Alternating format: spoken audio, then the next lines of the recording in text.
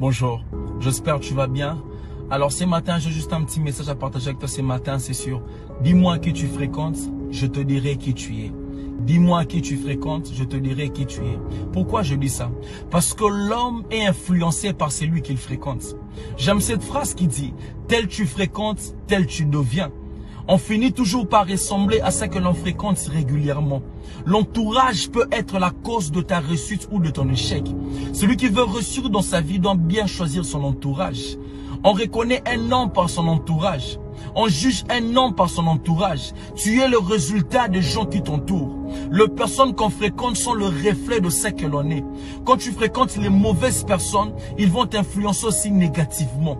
Quand tu restes trop attaché avec des gens négatifs, tu risques de devenir comme eux. N'oublie pas que la mauvaise compagnie corrompt toujours les bonnes mœurs. Mais j'aime ce que la Bible dit.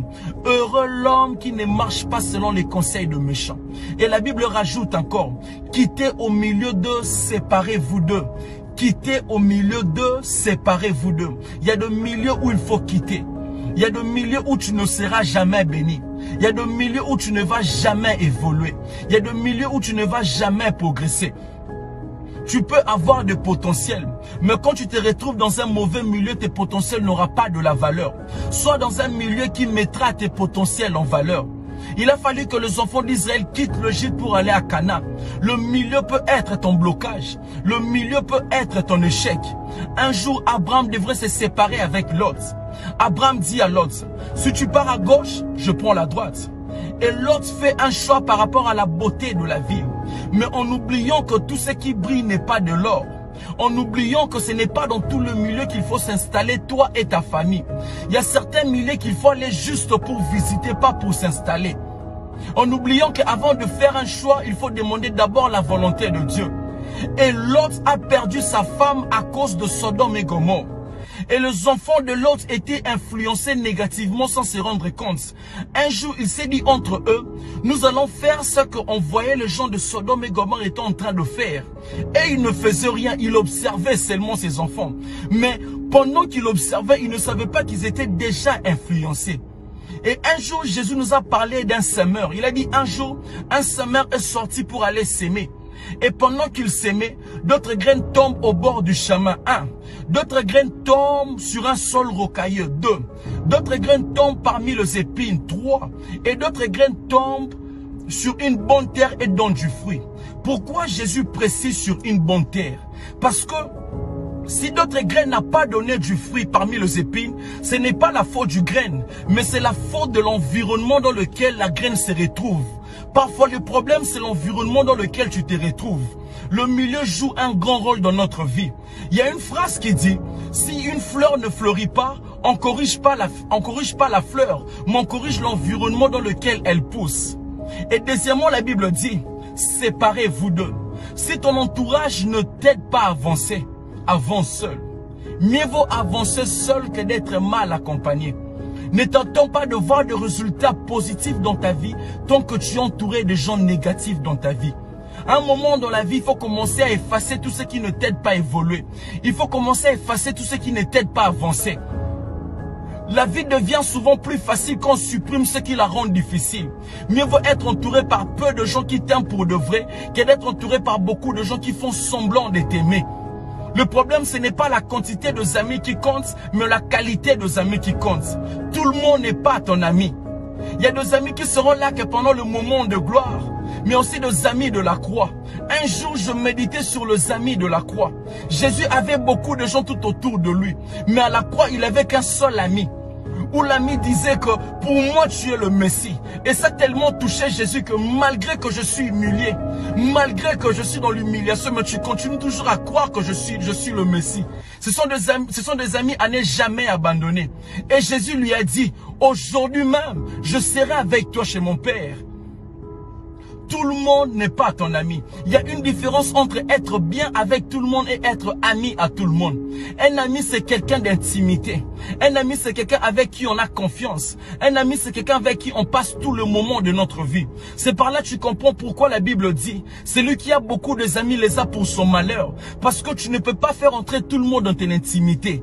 Faire entrer tout le monde dans ton intimité, c'est ouvrir le porte au diable. Et tu dois savoir qu'il y a 4 sortes d'amis. Moi, je les appelle les 4 signes d'opération arithmétique. Le premier signe, la soustraction. Il y a des amis, quand tu t'attaches à lui, il commence à soustraire tout ce que tu avais. Ta valeur, ta personnalité, ta dignité, tu en as plus parce que tu t'es attaché à lui. Deuxième signe, la division. Il y a des amis qui sont là que pour diviser. Moi, je les appelle le diviseur. Ils ont double face. Lorsqu'il vient chez toi, il dit autre chose. Et lorsqu'il part de l'autre côté, il dit aussi autre chose. Ce sont des diviseurs. Il y a troisième signe, l'addition. Il y a des amis, lorsque tu t'attaches à lui, il t'ajoute un plus dans la vie. Un plus dans ton intelligence, un plus dans ta connaissance, un plus dans tout ce que tu fais. Quatrième signe, la multiplication. Il y a des amis, quand tu t'attaches à lui, il commence à multiplier tout ce que tu avais. Ta grâce, ton onction, il commence à multiplier cela. Ton intelligence, tes projets, tout ce que tu avais, l'ami commence à multiplier cela. Ce sont des amis vraiment à ne pas abandonner. C'est par là au début, je dis, dis-moi qui tu fréquentes, je te dirai qui tu es. Même dans le domaine du mariage, tout dépend de la personne que tu épouses. C'est la personne que tu épouses qui définit ton mariage. Quand tu fréquentes un voleur, tu deviendras aussi un voleur. Quand tu fréquentes des aigles, tu deviendras aussi un aigle. Quand tu fréquentes les hommes sages, tu deviendras aussi sage. Et pour finir, je veux finir avec ça. Dans la vie, on finit toujours par devenir ce à quoi on est exposé. On finit toujours par devenir ce à quoi on est exposé. Si tu prends un chat, tu le mets au milieu de chiens. Le chat ne deviendra pas un chien. Il sera toujours un chat. Mais en lui, tu vas trouver le caractéristique de chien. Parce que le chat, toute sa vie, il a été exposé que de chien. Si tu prends un groupe de lions et que tu mets leur leader un chien, les lions mourront comme de chiens. Pourquoi? Parce que le lion, toute sa vie, ils ont été exposés par un leader qui est un chien. Et si tu prends un groupe de chiens et que tu mets leur leader un lion, le chien va se battre comme des lions. Pourquoi? Parce que le chien, toute sa vie, ils ont été exposés par un leader qui est un lion. Tout dépend de la personne que tu fréquentes. Tout dépend du milieu. Dis-moi que tu fréquentes, je te dirai que tu es. Le milieu joue un grand rôle dans notre vie. La fréquentation joue un grand rôle dans notre vie. Mais quand tu fréquentes Jésus, ta vie change. Les disciples ne savaient pas qu'ils étaient déjà influencés. Jusqu'à ce que les gens commencent à leur dire, tu parles comme Jésus. Tu agis comme Jésus. C'était juste le fait d'être près de lui, le fait de le fréquenter. Et depuis que je commençais à fréquenter Jésus dans ma vie, toute ma vie a changé. Ma façon de voir les choses a changé. Ma façon de penser, ça a changé. Toute ma vie a changé. Dis-moi qui tu fréquentes, je te dirai qui tu es. Ne fréquente pas n'importe qui. Fréquente Jésus. Sois entouré de bonnes personnes. Des gens qui t'aiment pour de vrai. Que mon Dieu te bénisse. C'était juste ça le petit message que j'allais partager avec toi. Que mon Dieu te bénisse. Merci.